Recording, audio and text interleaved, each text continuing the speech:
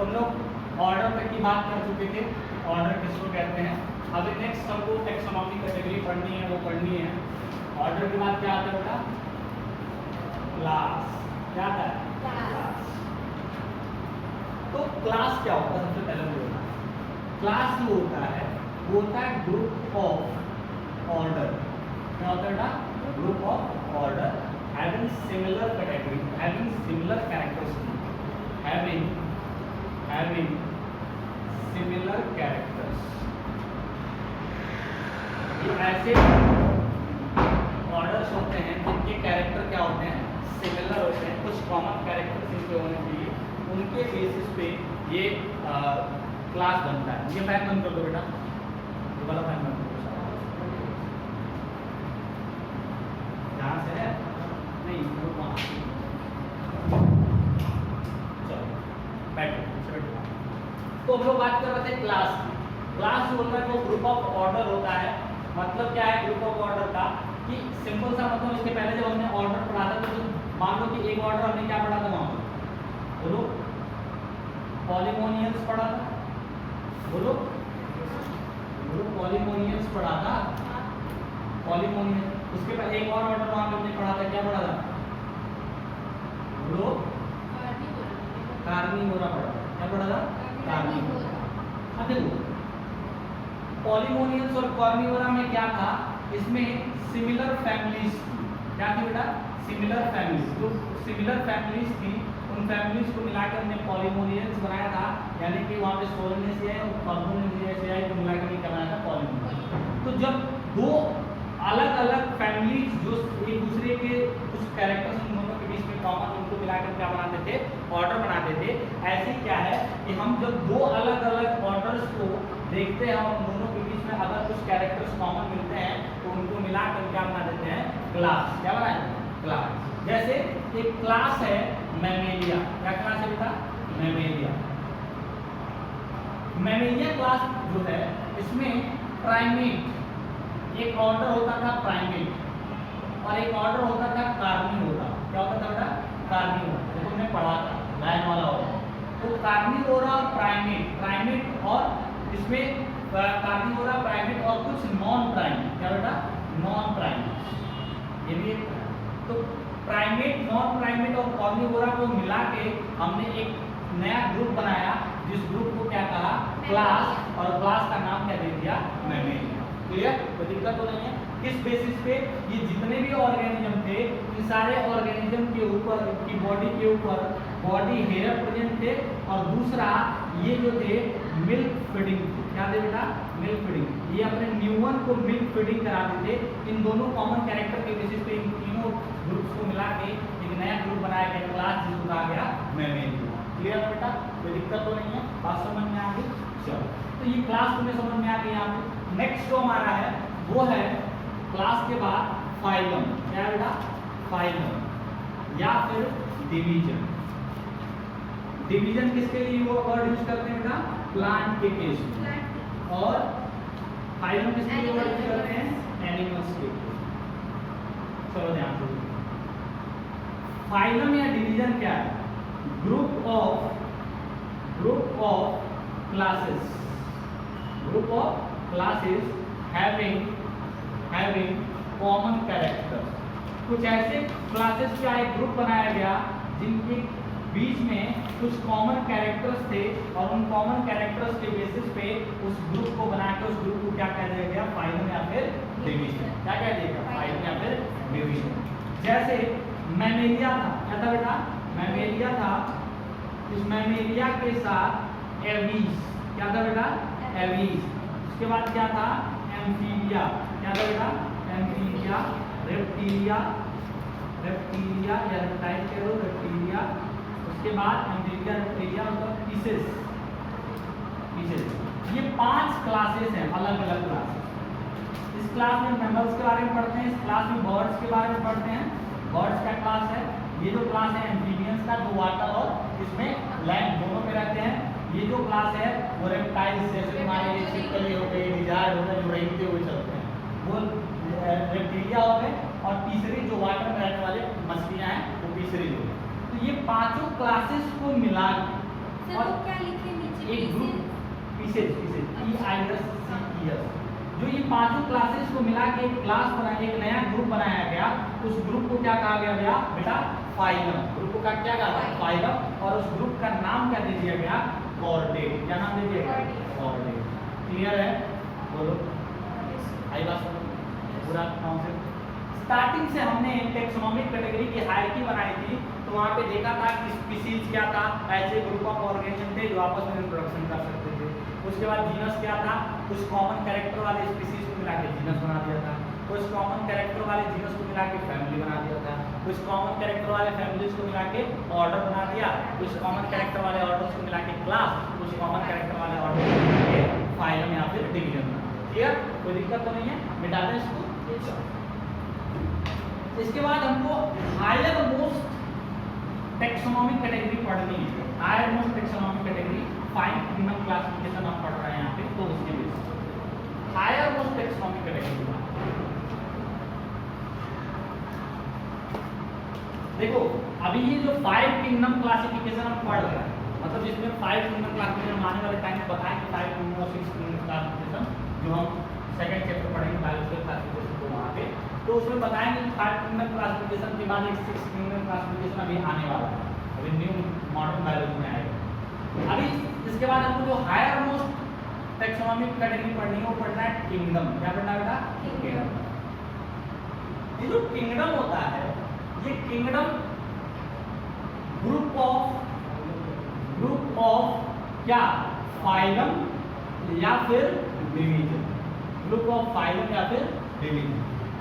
जो similar characters रखने वाले फाइलम या सिमिलर कैरेक्टर या कॉमन कैरेक्टर रखने वाले डिवीजन को मिला के हमने क्या बना दिया? एक ग्रुप, और उस ग्रुप को क्या नाम दे दिया?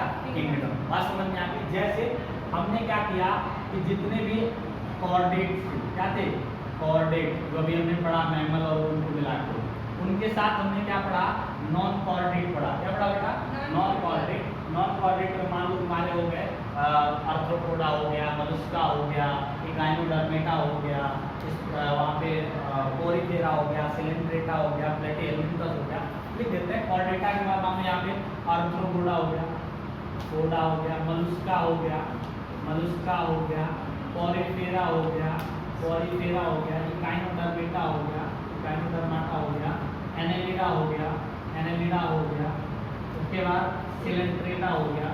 ऐसे बहुत सारे ग्रुप्स हैं। ये सारे ग्रुप्स क्या हैं? फाइलम है। सारे के सारे ग्रुप क्या है बेटा?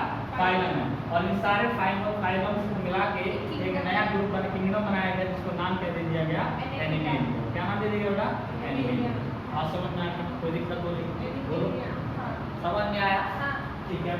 उसके बाद प्लांट के केस में अलगी है, ब्रायोफाइट्स हैं, टेरिडोफाइट्स हैं, उसके बाद एंजियोस्पर्म है,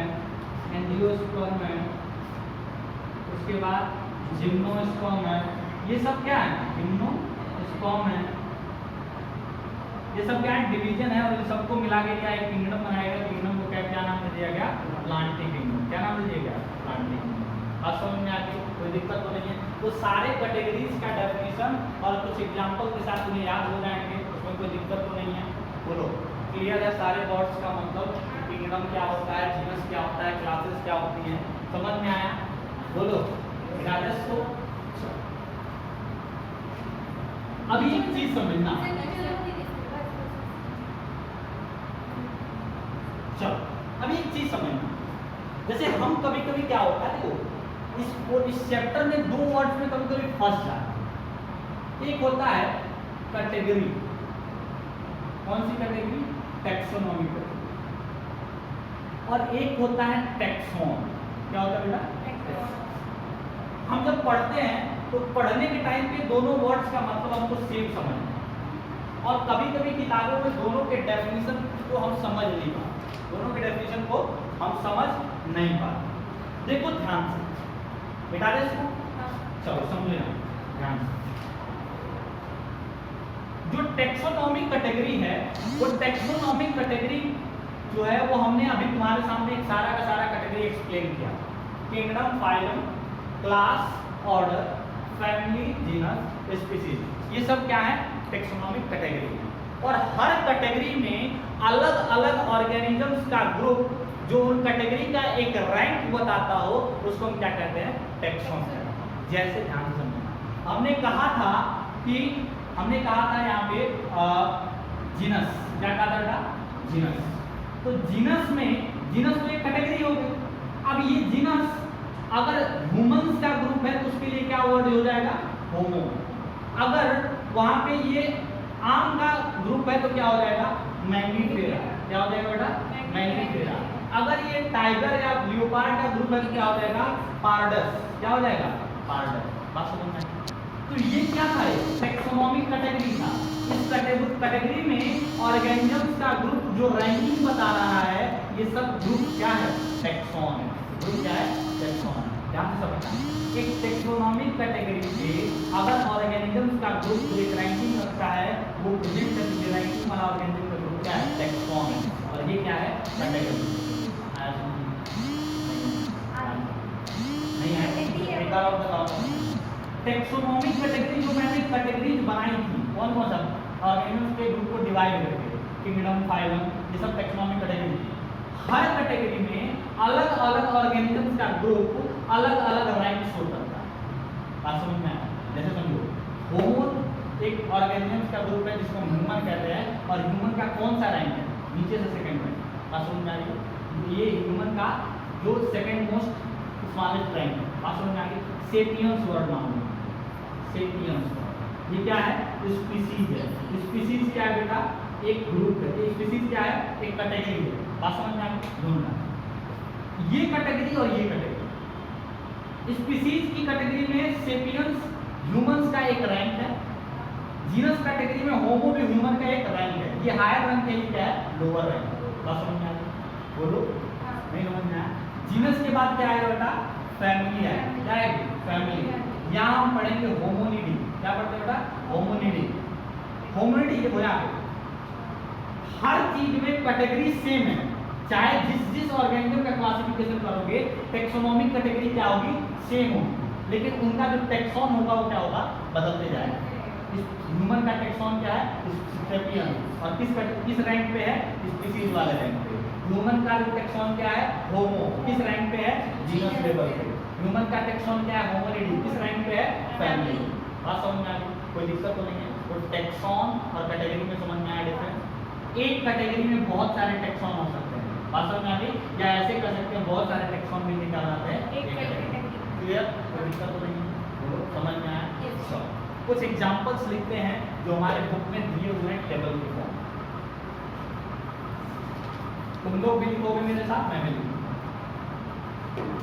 यहां हम लिखते हैं टैक्सोनॉमिक कैटेगरी। ठीक है? उसके बाद देखो यहाँ पे लिखेंगे टैक्सॉन। ठीक है? टैक्सॉन सुनो ना, यहाँ लिखेंगे कॉमन नेम। कॉमन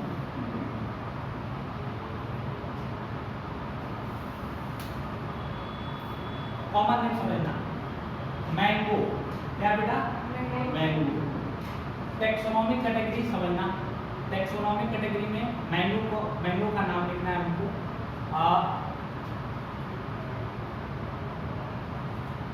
ऐसे टैक्सोनॉमिक कैटेगरी पहले क्या होगा बेटा? कैटेगरी सबसे हायर लेवल पे किंगडम। किंगडम के बाद क्या होगा? फाइलम। क्या होगा? फाइलम या फिर डिवीजन। ठीक है? उसके नीचे क्या होगा? क्लास। उसके नीचे क्या होगा? ऑर्डर। क्या होगा बेटा? ऑर्डर। उसके नीचे क्या होगा? फैमिली। उसके नीचे क्या होगा? जीनस। उसके नीचे क्या होगा? स्पीसीज। सुनो ध्यान। अब हमको क्लासिफिकेशन किसका करना है? मैंगो का। किसका क्लासिफिकेशन करना है? मैंगो का। नीचे से करते हैं ऊपर की तरफ।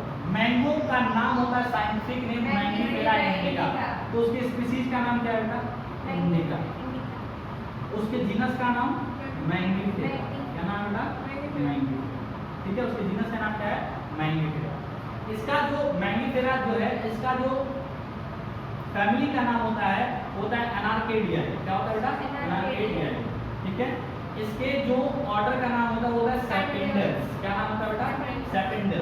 इसके जो क्लास का नाम होता है वो क्या होता है, डाइकोट। क्या नाम होता है बेटा, डाइकोट। और इसका जो फाइलम होता है वो कौन सा होता है, एंजियोस्पर्म। कौन सा जो डिवीजन होता है कौन सा होता है, एंजियोस्पर्म। और किंगडम कौन सा है, प्लांट। कौन सा किंगडम, प्लांट। सुनो ध्यान से, मैंने ये कहा कि मैंगो का सबसे स्मॉलेस्ट टेक्सोनॉमिक कैटेगरी बताओ, तो क्या होगा, स्पीसीज। मैंगो का स्मॉलेस्ट टेक्सॉन बताओ, इंडिका। मैंगो का सेकंड स्मॉलेस्ट कैटेगरी बताओ, मैंगो का सेकंड स्मॉलेस्ट टेक्सॉन बताओ, क्लियर। कोई दिक्कत नहीं।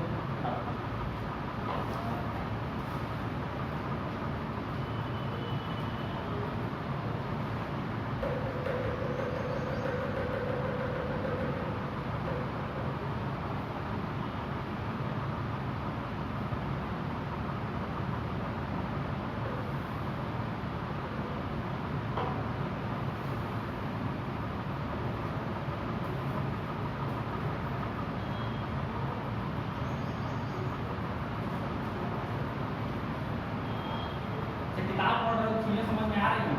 Yes sir. पढ़ने में समझ में आ रहा है? क्योंकि आप मोदी से हाँ मतलब लाइन बाय लाइन नहीं पढ़ाते। हाँ, तो लाइन बाय लाइन ही पढ़ना है, कि लाइन से क्वेश्चन बनना है। आप बता करेंगे।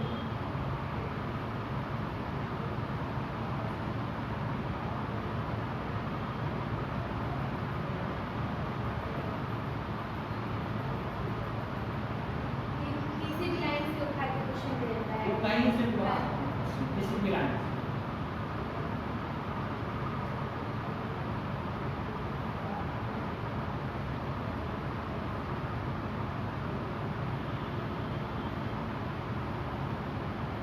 हो गया?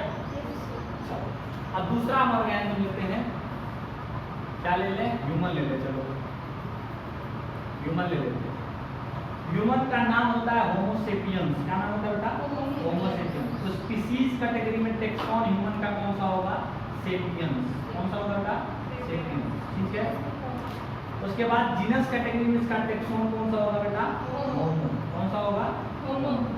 इसका फैमिली कौन सी होगी, होमिनिडी। कौन सी होगी बेटा, होमिनिडे। इसका जो ऑर्डर होगा वो कौन सा होगा बेटा, होमिनिडी के बाद प्राइमेट। कौन सा ऑर्डर होगा, प्राइमेट। कौन सा ऑर्डर होगा, प्राइमेट। इसका क्लास कौन सा होगा बेटा, मैमेलिया। कौन सा क्लास होगा, मैमेलिया। इसका और सॉरी फाइलम कौन सा होगा, कॉर्डेटा। कौन सा होगा बेटा, कॉर्डेटा। और किंगडम कौन सा होगा, एनिमल। आई बात समझ में, यस सर। बोलो। टेक्सॉन और कैटेगरी में कोई कंफ्यूजन किसी को भी अगर आ रही हो तो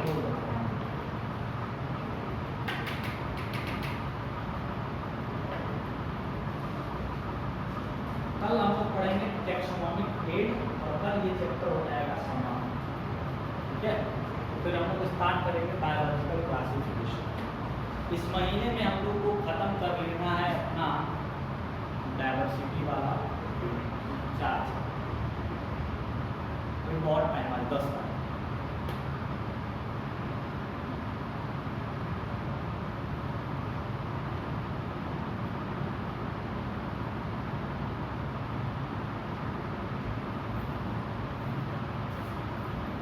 चलो नेक्स्ट क्या ले लें, हाउस फ्लाई।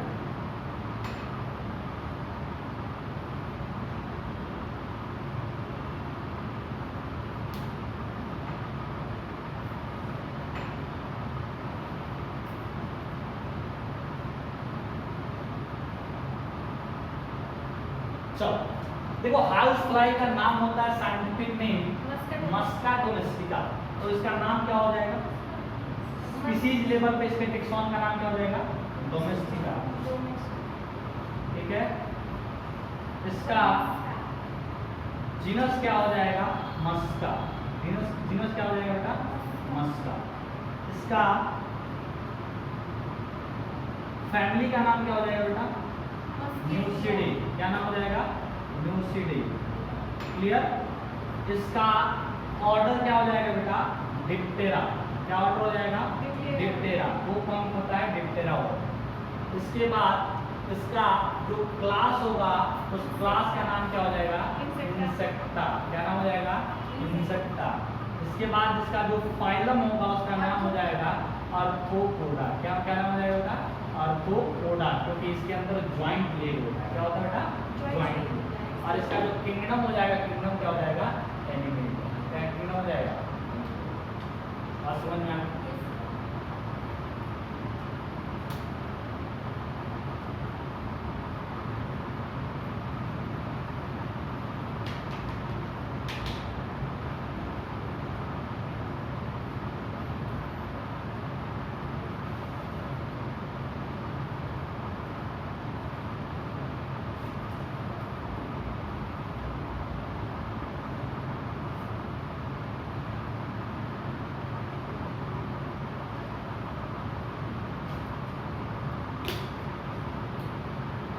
चलो, इसके बाद लास्ट हम सेलेक्ट ले लेते हैं वीट का।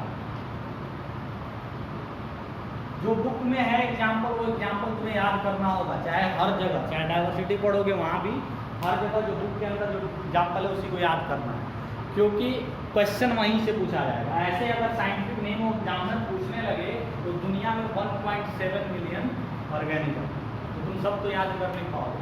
जो तुम्हारे सिलेबस में वही तुमसे पूछा जाएगा, वही तुम्हें याद करना। क्लियर? वीट का नाम होता है ट्रिटिकम एस्टिवम। क्या नाम होता है? Triticum aestivum. तो स्पीसीज लेवल का टेक्सोन इसका क्या हो जाएगा? एस्टिवम। क्या हो जाएगा बेटा? एस्टिवम। ठीक है।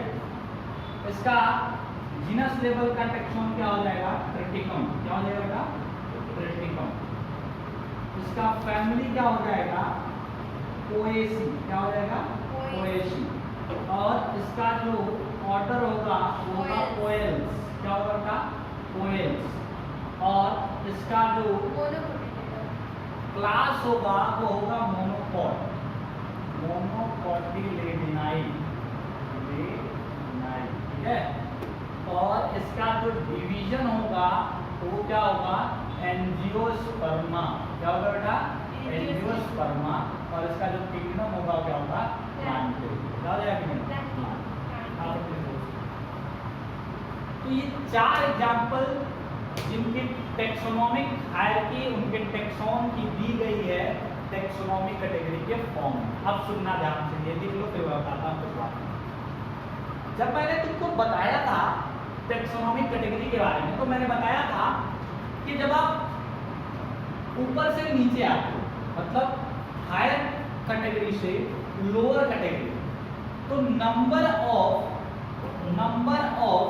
ऑर्गेनिज्म की संख्या क्या होती है? डिक्रीज होती है। क्या होती है बेटा? डिक्रीज। क्लियर? लेकिन जब तुम ऊपर से नीचे किसी भी कैटेगरी में आते हो तो जो कॉमन कैरेक्टर है, क्या बेटा? कॉमन कैरेक्टर, इनका जो नंबर है वो इंक्रीज होता है। क्या होता है? इंक्रीज। तो कभी कभी क्वेश्चन तुमसे पूछ लेते हैं कि हायर कैटेगरी से लोअर कैटेगरी जाने पे कौन सा इंक्रीज हो, क्या इंक्रीज होगा और क्या डिक्रीज होगा? नंबर क्या होगा? डिक्रीज होगा। और जो कॉमन कैरेक्टर होगा क्या होगा? इंक्रीज होगा। हो सकता है तुमसे रिवर्स करके पूछ लें, नीचे से ऊपर पे कॉमन पूछ लें। ठीक है। तो क्वेश्चन तुम्हारा वहाँ पे इसी तरह से बना सकते हैं, कॉन्सेप्ट क्लियर रहेगा तो क्वेश्चन तुम्हारा वहाँ पे सॉल्व हो जाएगा। क्लियर बेटा? कोई दिक्कत तो नहीं है? सॉल्व। क्या ये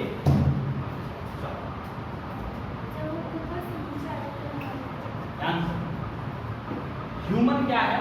होमोसेपियन। ठीक है। टाइगर क्या है? Pardus tigris.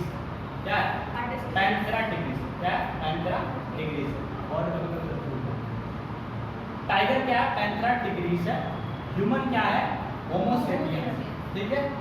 होमो स्पीसीज में जब हम काउंट करेंगे, स्पीसीज लेवल पे देखेंगे तो होमोसेपियंस में सिर्फ आदमी को काउंट करेंगे।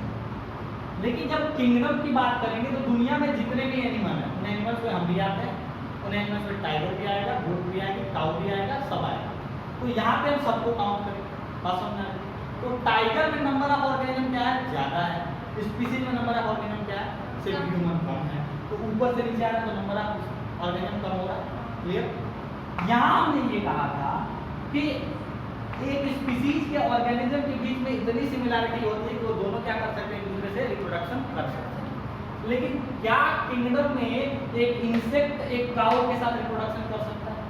नहीं कर सकता। बात समझना, एक इंसेक्ट और एक काऊ के बीच में नंबर ऑफ कॉमन कैरेक्टर कितने हैं? बहुत कम। उनके सेल के लेवल पे कुछ हो सकते हैं, यही है ना। तो क्या है, नंबर ऑफ कॉमन कैरेक्टर यहाँ बहुत कम है, यहाँ बहुत ज्यादा है। तो ऊपर से नीचे आने पे क्या होता है, कॉमन कैरेक्टर बढ़ता है और ऊपर से नीचे आने पे नंबर ऑफ ऑर्गेनिज्म घटता है। क्लियर? बात समझ में? मिटा दे इसको।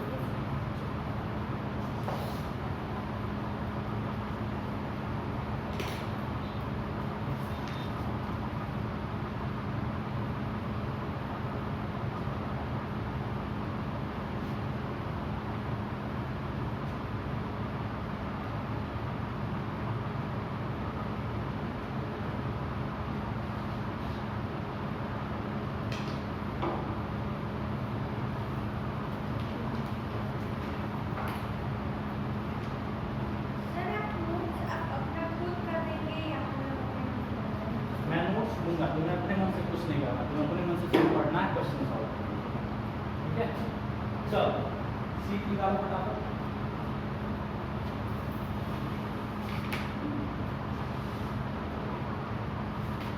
क्वेश्चन नंबर 1, सीट में DPP1, question number 1, which of the following is not a result of cell division. Question number 1 है, which of the following is not a result of cell division. इनमें से कौन सा सेल डिवीजन का result नहीं है? ध्यान से समझना, ठीक है, पता है क्वेश्चन तुम्हें पता है। पहला ऑप्शन है यहाँ पे A option growth, B option है रिपेयर, बी ऑप्शन है रिपेयर, सी ऑप्शन है मेटाबॉलिज्म एंड डी ऑप्शन है रिप्रोडक्शन। ध्यान से समझना, क्वेश्चन यहाँ पे ये है कि which of the following is not, question क्या है? नॉट। तो नॉट के अंदर, नॉट के नीचे अंडरलाइन करेंगे। क्वेश्चन ऐसे करने का तरीका होता है ताकि आंसर कहीं मिस्टेक ना हो। तो which of the following is not a result of cell division, मतलब कौन सा सेल डिवीजन का रिजल्ट नहीं है, मतलब किसमें सेल डिवीजन नहीं होगा। तो देखो ग्रोथ होगा तो सेल डिवीजन होगा ही होगा, क्योंकि अगर ग्रोथ है तो याद करो मैंने बताया था कि ग्रोथ कैसे कैसे होता है, एक सेल डिवीजन, एक सेल का डिफरेंशिएशन और एक सेल का एनलार्जमेंट। सेल जब डेवलप होगा, एक सेल नया सेल बनेगा और एक सेल का डिफरेंशिएशन, उसको फंक्शन अलॉट करेंगे, तभी जाके क्या होता है, ग्रोथ होता है। तो सेल डिवीजन होता है तभी ग्रोथ होगा। ठीक है, बात समझ में आ गई। तो ये तो हमारा आंसर नहीं होने जा रहा। सेल रिपेयर मतलब रिपेयरिंग, बॉडी के अंदर रिपेयरिंग। मान लो यहाँ से मसल्स टूट गए, मेरे एक्सीडेंट हुआ, मसल्स टूट गए, ठीक है, तो क्या होगा, यहाँ पे हिलअप जब होगा तो हिलअप कौन करेगा? मिट्टी तो भरेंगे नहीं वहाँ पे, नए सेल्स ही भरेंगे, नए टिश्यूज ही आएंगे, और टिश्यूज किससे बने थे? सेल से। तो क्या होगा, वहाँ पे नया सेल बनाने के लिए सेल डिवीजन करना पड़ेगा। तो इसका मतलब रिपेयर भी क्या है? सेल डिवीजन का रिजल्ट। ठीक है, उसके बाद लास्ट है रिप्रोडक्शन। बैक्टीरिया में रिप्रोडक्शन किसकी वजह से होता है? सेल डिवीजन की वजह से। ठीक है, बात समझ में आ गई। वहाँ पे अमीबा में रिप्रोडक्शन किसकी वजह से होता है? सेल डिवीजन की वजह से। ह्यूमन में भी जाइगोट डिवाइड करके ही बॉडी बनाता है, ह्यूमन में भी सेल डिवीजन से ही गैमेट बनता है। तो सेल डिवीजन रिप्रोडक्शन में भी है। हमारा सेल डिवीजन कहाँ पे नहीं है? मेटाबॉलिज्म, इसलिए हमारा आंसर क्या होगा? मेटाबॉलिज्म। क्लियर? कोई दिक्कत तो नहीं है। Next question, mark the incorrect pair. इसमें से कुछ पेयर ऐसे हैं जो इनकरेक्ट है। ये क्वेश्चन तुम्हारे 10th के बेसिस पे 11th का क्वेश्चन है। 10th के साइंस के नॉलेज के बेसिस पे 11th का क्वेश्चन है। जो इसमें पहला पेयर है, पहला पेयर है हाइड्रा, हाइड्रा बर्डिंग, ठीक है। दूसरा है पेयर फ्लैटवॉर्म, फ्लैटवॉर्म रीजेनरेशन, ठीक है। तीसरा जो है अमीबा, और इसमें क्या है? फ्रेगमेंटेशन। और डी क्या है? East budding. आंसर इसका दो तरह से कर सकते, एक तुमको आंसर डायरेक्टली पता हो, एक तुमको इन चार ऑप्शन में से तीन जो हैं वो नहीं हो सकते ये पता हो, तो चौथा तुम्हारा ऑलरेडी हो ही जाएगा। सुनो ना, हमने ये कहा कि हाइड्रा में बडिंग होती है, तो ये करेक्ट पेयर है, बात समझ में आ गया। फ्लैटवॉर्म में रीजेनरेशन होता है कि नहीं होता है, ये बताओ पहले। होता है, प्लेनेरिया पढ़ा था, प्लेनेरिया हाँ। पढ़ा था ना। प्लेनेरिया में रीजनरेशन होता था और प्लेनेरिया क्या है, फ्लैट फॉर्म, तो ये भी क्या है, सही। ईस्ट में बर्डिंग पढ़ा था, बोलो ईस्ट में बर्डिंग पढ़ा था ना 10th क्लास में, तो ईस्ट में बर्डिंग होता है, आंसर हमारा क्या हो जाएगा, ये अमीबा, जिसमें फ्रेगमेंटेशन नहीं होता। अब सुनो, फ्रेगमेंटेशन नहीं होता है, इसके पीछे का फ्रेगमेंटेशन होता है स्पाइरोगाइरा में। कहाँ होता है, स्पाइरोगाइरा में, जहाँ पे एक स्पाइरोगाइरा अपनी बॉडी को तोड़ के दो पार्ट बनाती है और दोनों पार्ट अलग अलग मैच्योर होके क्या बना देते हैं, दो अलग अलग स्पाइरोगाइरा। ठीक है। अमीबा क्या है, एक सिंगल सेल है। अमीबा क्या है, सिंगल सेल। क्या इसको हम दो पार्ट में तोड़ देंगे तो ये दो पार्ट बना के नया ऑर्गेनिज्म बनाएगी, और अगर ये बनाती है तो इस प्रोसेस को कहते हैं सेल डिवीजन। क्या कहते हैं बेटा, सेल डिवीजन। इसको फ्रेगमेंटेशन नहीं कहते। क्लियर, कोई दिक्कत तो नहीं, बोलो। इस वजह से आंसर हमारा ये वाला पेयर करेक्ट नहीं है। या तो यहाँ स्पाइरोगाइरा फ्रेगमेंटेशन होना चाहिए या amoeba cell division binary division होना चाहिए। क्लियर, कोई दिक्कत तो नहीं है। Next question, which of the following is incorrect for reproduction? नीचे दिए गए स्टेटमेंट्स में से कौन सा स्टेटमेंट रिप्रोडक्शन के लिए इनकरेक्ट है? कौन सा स्टेटमेंट रिप्रोडक्शन के लिए इनकरेक्ट है? स्टेटमेंट मैं बोलूंगा, उसको करेक्ट और इनकरेक्ट के फॉर्म में तुम्हें बताना है। पहला स्टेटमेंट है unicellular organism reproduce by cell division. पहला स्टेटमेंट क्या है कि जितने भी यूनिसेलुलर ऑर्गेनिज्म होते हैं, organism reproduce by cell division. मेरे ख्याल से ये बात सही होनी चाहिए, बोलो भाई। अमीबा क्या था, यूनिसेलुलर ऑर्गेनिज्म था, उसमें रिप्रोडक्शन कैसे होगा, बाइनरी फिजन, और बाइनरी फिजन है क्या, सेल डिवीजन ही। तो ये मेरे ख्याल से ये स्टेटमेंट सही है। नेक्स्ट स्टेटमेंट देखो, इस पे क्वेश्चन में इनकरेक्ट स्टेटमेंट पूछा है, तो हमको ढूंढना क्या है, इनकरेक्ट ढूंढना। बी क्या है स्टेटमेंट, देखो, reproduction is a characteristic of all living organism. Reproduction क्या होता है, कैरेक्टरिस्टिक होता है सारे लिविंग ऑर्गेनिज्म का। Reproduction is characteristic of all living organism. Reproduction जो है वो ऑल लिविंग ऑर्गेनिज्म का कैरेक्टर, इस पे बात करेंगे आगे आने वाले time. In unicellular organism reproduction and growth are linked together. यहाँ पे क्या किया हुआ है, यूनिसेलुलर ऑर्गेनिज्म में रिप्रोडक्शन और ग्रोथ लिंक्ड टुगेदर है। ये तुम्हारे किताब का लाइन है, ठीक है। यूनिसेलुलर ऑर्गेनिज्म का ग्रोथ और रिप्रोडक्शन एक दूसरे से लिंक्ड है।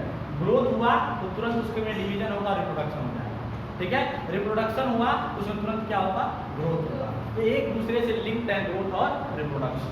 नेक्स्ट क्या है यहाँ पे, स्टेटमेंट बड़ा बड़ा है इसलिए मैं उसको दिख नहीं सकता। तो non living object are incapable of reproducing. जितने भी नॉन लिविंग ऑर्गेनिजम्स हैं वो रिप्रोडक्शन नहीं कर सकते। ये स्टेटमेंट सही है या गलत, बोलो। Non living statement, non living और ऑब्जेक्ट रिप्रोडक्शन कर पाएंगे, नहीं कर पाएंगे। तो स्टेटमेंट चौथा क्या है, सही है। पहला क्या है, सही है। तीसरा क्या है, सही है। तो गलत स्टेटमेंट कौन सा होगा, दूसरा होगा। गलत कैसे हो गया, यहाँ वर्ड यूज हो गया ऑल। क्या वर्ड यूज हो गया, ऑल।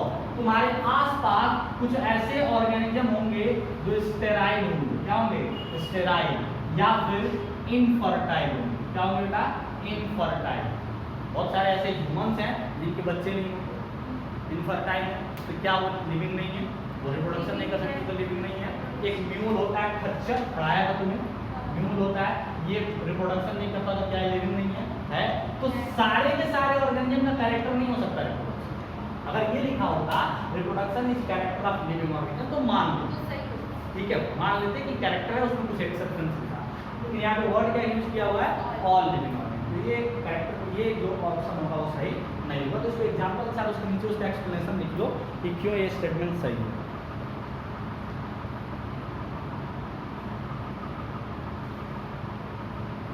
अब यही क्वेश्चन आ जाएगा, गलत करके चले आओगे फिर आगे घर पे सर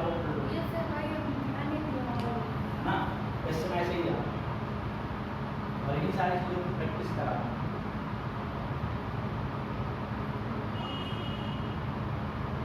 अब मैक्सिमम केसेस में जो इनकरेक्ट वाला आता है वो लोगों का गलती होगा। इनकरेक्ट तो पता है इनकरेक्ट क्या होगा, ठीक है।